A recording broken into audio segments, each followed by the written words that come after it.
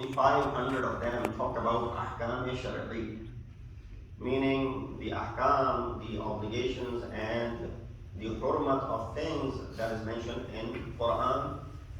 And of course, it is one of the means of deriving the rules and the laws of our madhab. This ayat is amongst those ayat which forbids, makes certain things, consumption, usage, any type of dealing with it to be deemed haram. Ayah says, O you who have faith, or O you who believe, intoxicants and gambling, dedication of stones and divination by arrows are an abomination of shaitan's handiwork. Avoid such abominations that you may prosper. So one thing that is clear, two things that you get out of this ayat. Number one, the hurmat of khamr and gambling, and the result of abandoning it, which is prosperity. Muslims of today, especially the youth, are facing many problems and temptations, and that were not available previously, as you and I, or my seniors, when they were growing up. This is particularly problematic for us as a minority Muslim population, especially in this country.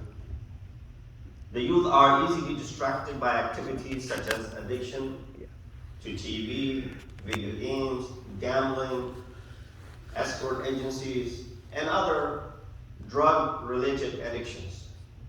Here we'll explore the harmful effects of drugs on our youth, the family, the society, and most important, on our iman, our faith. What is the definition of drugs or intoxicants as mentioned in the ayat and the riwayat? Ayat I recited for you, Surah Ma'idah, ayat number 19. Then there are hundreds of riwayat to back up this concept, such as the riwayat from the Prophet of Islam, Hazrat Muhammad Mustafa. Allahumma salli ala Qala Rasulullah li Fatima. He said this to his daughter, Ya Habibata Abiha, O the beloved of her father. Kullu muskirin haramun wa kullu muskirin khamrun. Every intoxicant is haram, and every intoxicant is khamr. You take this hadith and you plug it with the ayat Surah Ma'idah number 90, which says, Innamal khamr fashtanibuhu. You put these two together, what do you have? You have absolute hurmat and the forbidden nature of this thing. Allah didn't send a Nabi, in another riwayat from our 8th Imam, who says Allah did not send a Nabi except that he forbade intoxicants. So it's not something which is a new phenomenon. Intoxicants always existed in different shape or form, and now of course is being exploited to things that we can't even imagine. Definition of the word intoxicate is to produce a stage or a state ranging from euphoria to stupor, to stimulate, to excite, or to even poison. We can draw the following conclusions from these riwayat and the ayat that I recited for you. Number one, an intoxicant is any substance which may be liquid, solid, or gas. And now you go ahead and see what is happening is with the legalization of many of these drugs, recreational use of them, now being legalized in many states. Amongst those states, which is concerning to us, is the state of New Jersey, where we live in, where until end of last year, there were more than 21 legal Allahu Akbar Allah.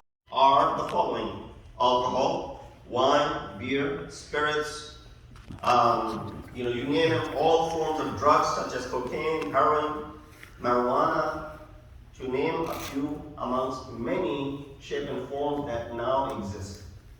All intoxicants are forbidden in Islam irrespective of the quantity that is used. Even 1 drop of wine or khamr is haram. Similarly, 1 puff of marijuana is also haram. Anyone who associates in any way with any aspect of intoxicant, not just consuming.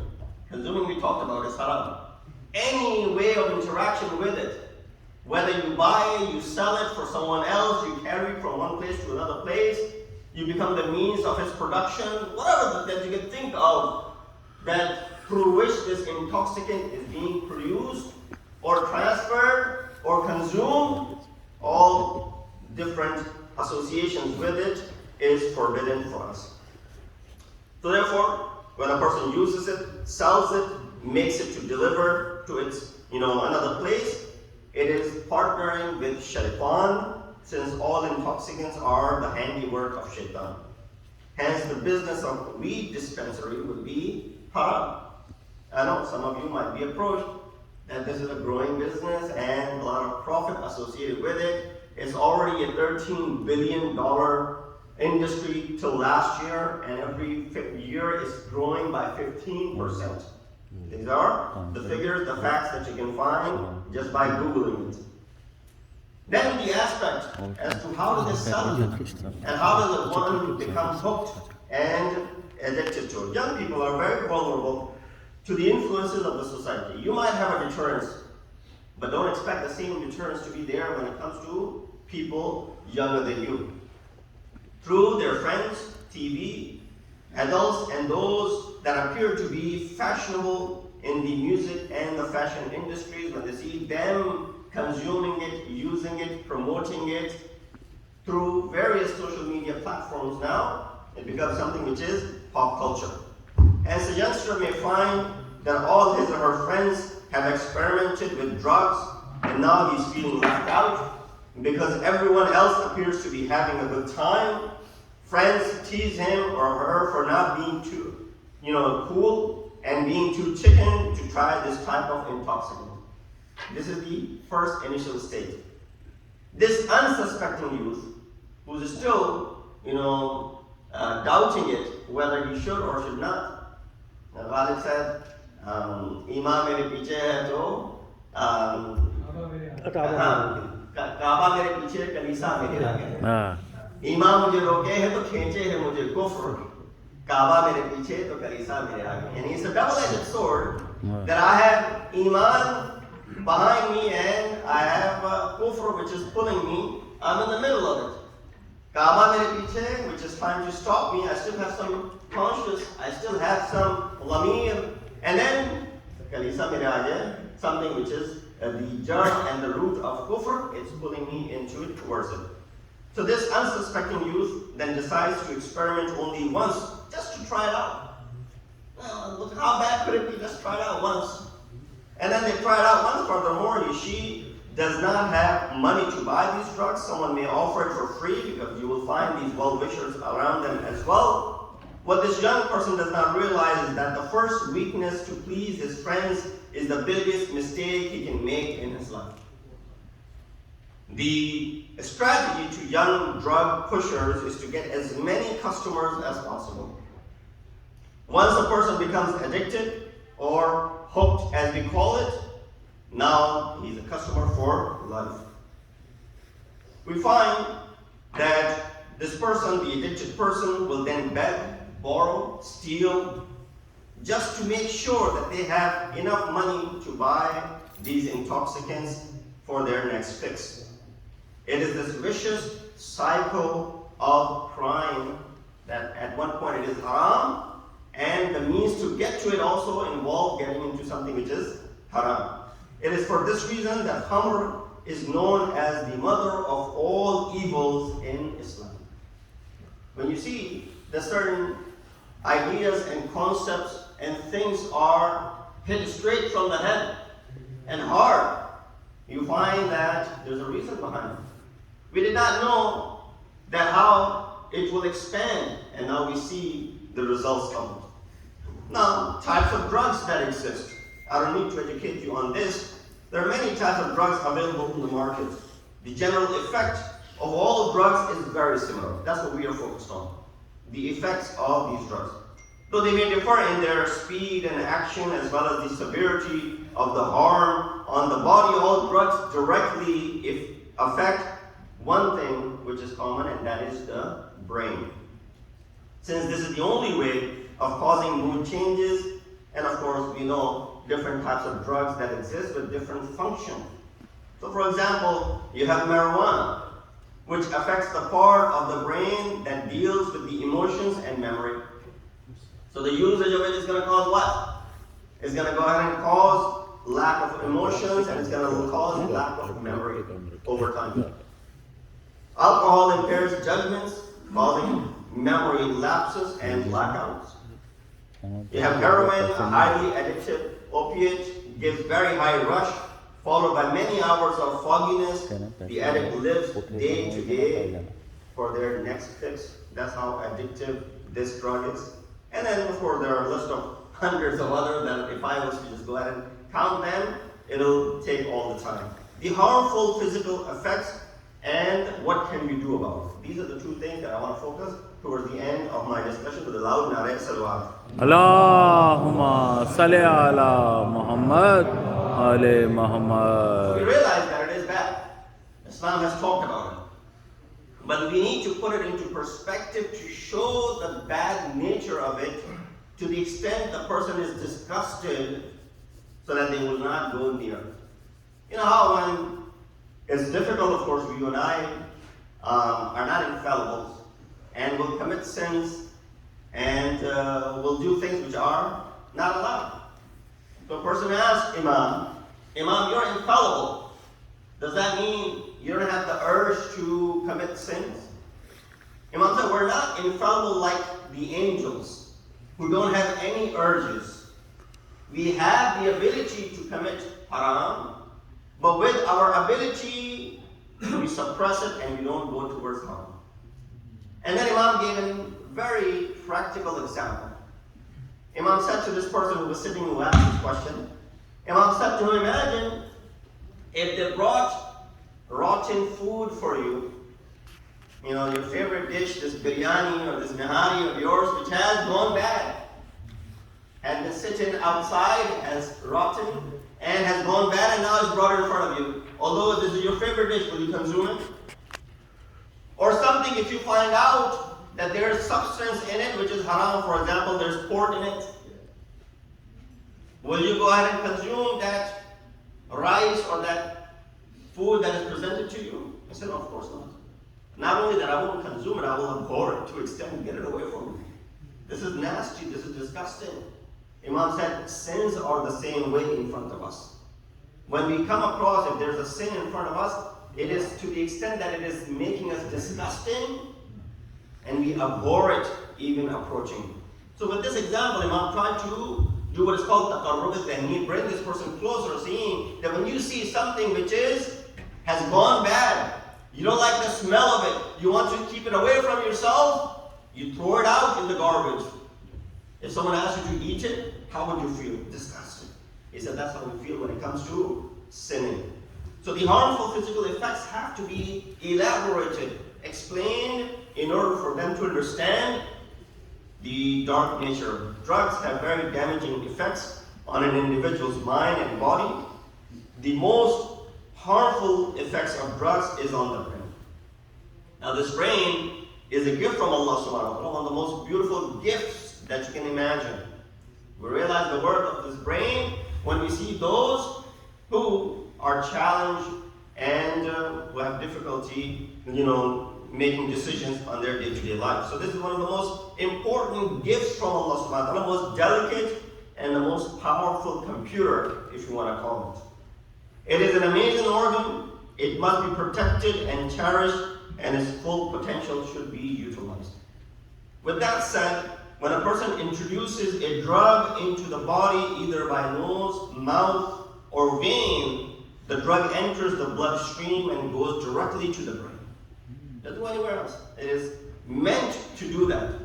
Physicians sitting in front of me, they'll know. They'll explain better than me that when you consume a drug, which is meant to cure certain things, how it affects, how it goes directly after that organ to go ahead and fix it. For example, if there's a drug which is there to treat, heart, it is going to go ahead and have the most impact on the heart, but it might have, impact on other organs, which are the side effects.